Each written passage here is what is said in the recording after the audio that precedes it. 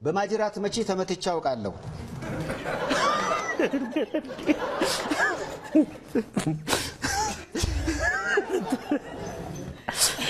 ሰው በማጅራት መቼ ሲመታ ደስ ይለዋል እንዴ?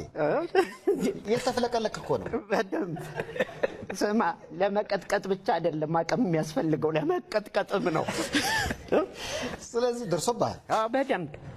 ኧረ በፍጹም ጎሽ፣ ደሞ አልተመቱም ተብሎ እንዳይመቱንና ተራችሁን ጠብቁ።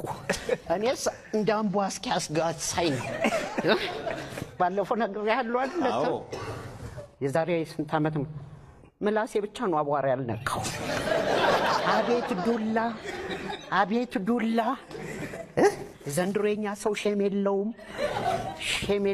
እንደዚህ ተመትቼ ዘመን ብዬ ልወድቅ ስል ቀና ያደርገኛል። አረ መሬት ልንካ፣ መሬት አያስነኩም።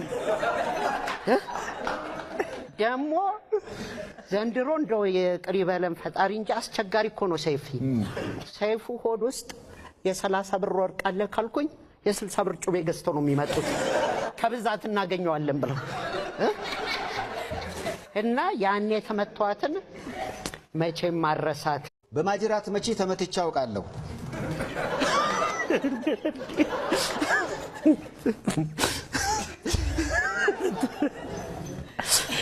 ሰው በማጅራት መቼ ሲመታ ደስ ይለዋል እንዴ? የተፈለቀለክ እኮ ነው። በደም ስማ፣ ለመቀጥቀጥ ብቻ አይደለም አቅም የሚያስፈልገው ለመቀጥቀጥም ነው። ስለዚህ ደርሶብሃል? አዎ በደም።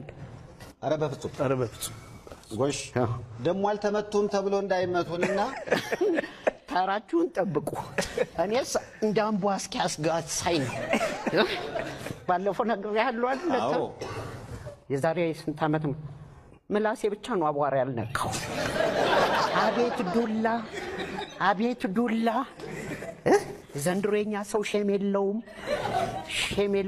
እንደዚህ ተመትቼ ዘመን ብዬ ልወድቅ ስል ቀና ያደርገኛል። አረ መሬት ልንካ፣ መሬት አያስነኩም።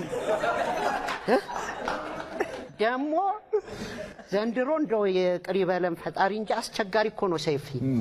ሰይፉ ሆድ ውስጥ የ30 ብር ወርቅ አለ ካልኩኝ የ60 ብር ጩቤ ገዝተው ነው የሚመጡት። ከብዛት እናገኘዋለን ብለው እና ያኔ የተመቷትን መቼም ማረሳት።